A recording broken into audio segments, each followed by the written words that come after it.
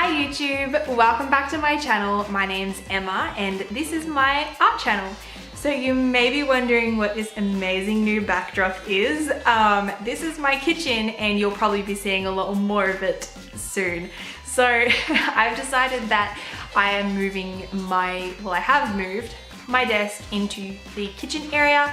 My tripod is actually on the kitchen table, so that makes it really easy for me to do like large canvas paintings and things out here, and I've got a little bit more room. I do apologize if it's a little bit echoey. I'm hoping that the lighting for my videos will be a little bit better. Who knows, at least there's more room if I want to get umbrellas. But yeah, so that's generally what's going on. So I apologize if you can see a little bit more mess than usual. It's probably less, but yeah. So in today's video, I've decided to do a review on a program called FireAlpaca. And if you have never heard of this program before, it is very similar to Photoshop in a lot of ways. It lacks a lot of the functions that Photoshop does, but to be honest, I don't really know what those do. So FireAlpaca actually works really well for what I need it for.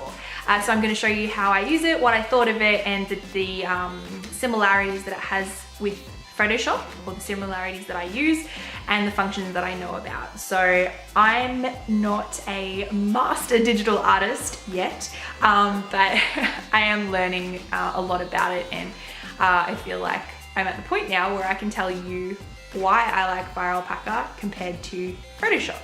And just the differences, because I like both programs and I'm actually using both at the same time. But anyway, this intro is getting long enough, so let's get into the content. Okay, so first of all, FireAlpaca is a free program. You can download it for both Mac and PC, so that's fantastic. There is one ad that pops up when you first open the program, but you simply click close and that's gone. So I don't see that as a downside or anything like that. Yeah, it's pretty simple. It's a really easy interface to look at and to kind of guess what you're doing. There were a couple of things that took me a while to get used to, such as scrolling. I don't know what the problem is with this program, but you cannot simply scroll in and out. It's like if you hold spacebar, it lets you drag the canvas around, and I find that that's probably the best way to go about it, because the scroll is like inverted or something. Like when you scroll in, it actually scrolls out, and vice versa. It doesn't.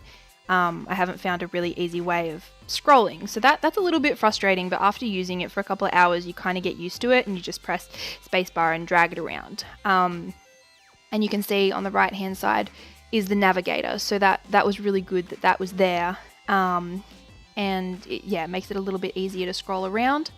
You've got your layers, they work exactly the same as in Photoshop.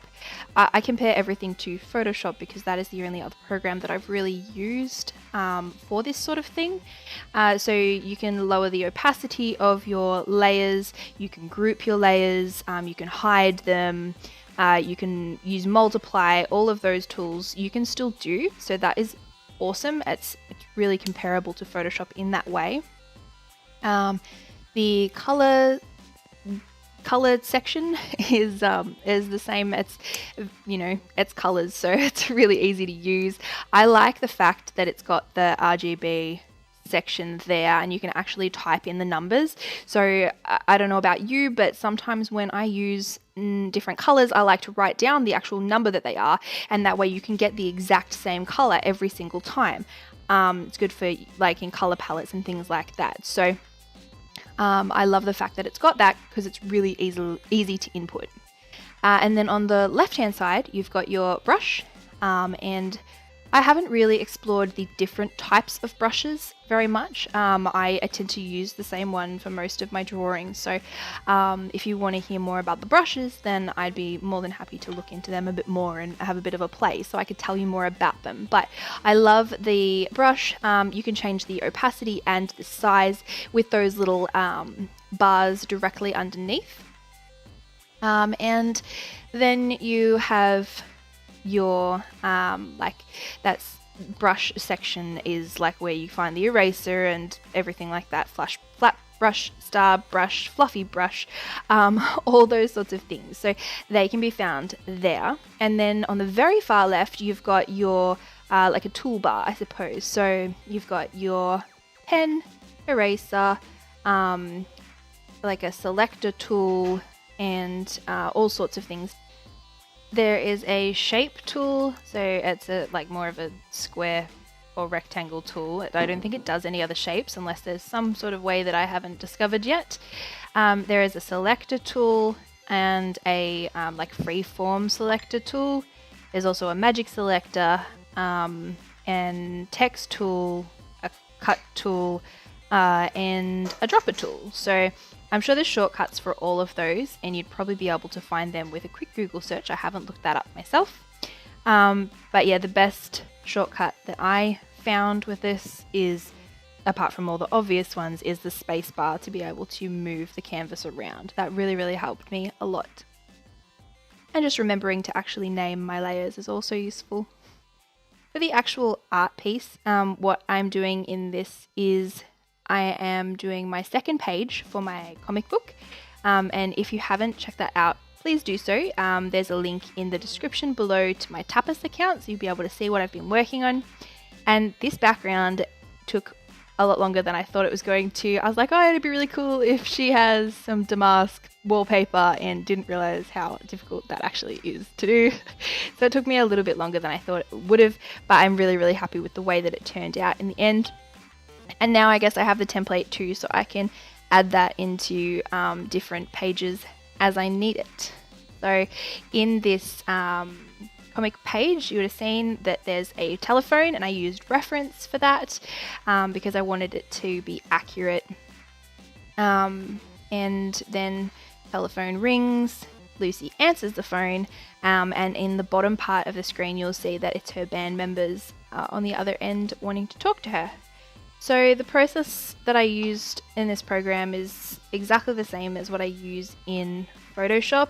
I did all of the line art, then created another layer to do the color, and then again another layer on top of that for the multiply shading. So if you have any questions about any of those processes, let me know, and I'd be more than happy to do like a mini tutorial type thing around those processes that I use. But the actual way that they all work is extremely similar, if not the same, to Photoshop, because I've only ever used Photoshop and I didn't have a problem in figuring out how it worked in FireAlpaca. So that's how I did all of those. It saves the documents in its own file format. So I suppose that's the same as Photoshop. As far as I'm aware, you can't open those files unless you have the program. So I couldn't open this file in Photoshop, for example, which I don't know whether that's normal or not, but I thought it was interesting. Also, you can save it in all of the normal formats, so like as a JPEG or a PNG or a bitmap, or you can actually save it as a PSD. Hang on a second, I'm pretty sure that's the same as a Photoshop document. Well, there you go. You learn something new every day.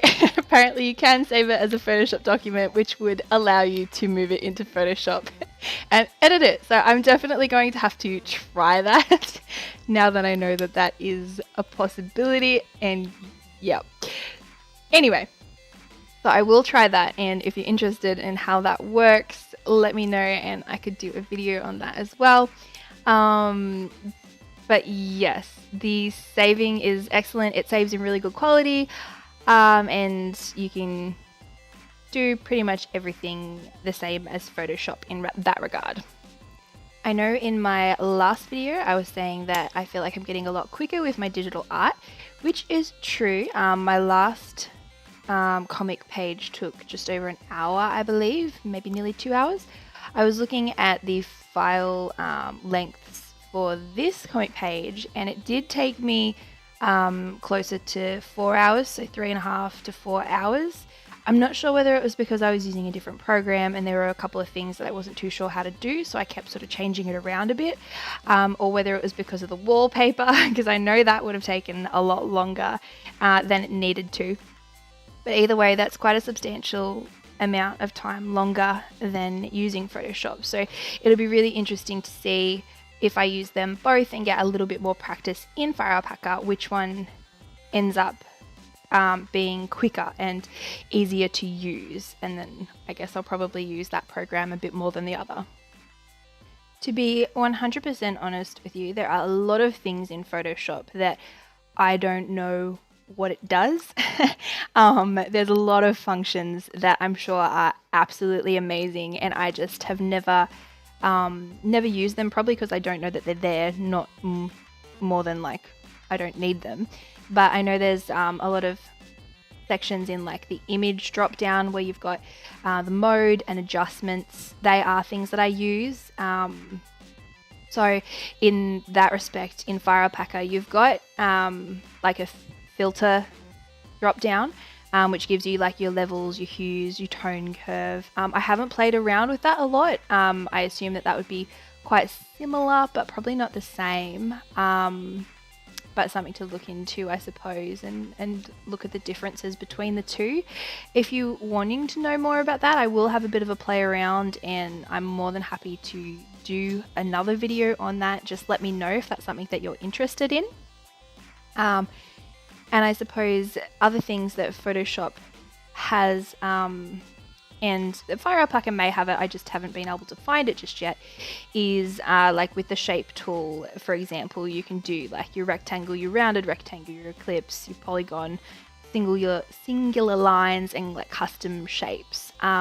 Whereas all I could find was a square, and the actual like coloring options when you're like doing a square, I can only find the like you can only do it in one block color, whereas in Photoshop it has like a outline option and all this sort of thing. So I guess similarly with the text, there's not as many options available for the text in regards to editing what it all looks like. So I guess that'll just be having a bit more of a play around with it. Thank you so much for watching. I hope you've enjoyed this video. If you have any tips, tricks, or questions, please let me know in the comments below as usual, and I hope this was useful. If you do digital art, I definitely recommend going and trying FireAlpaca because it's free, so why not?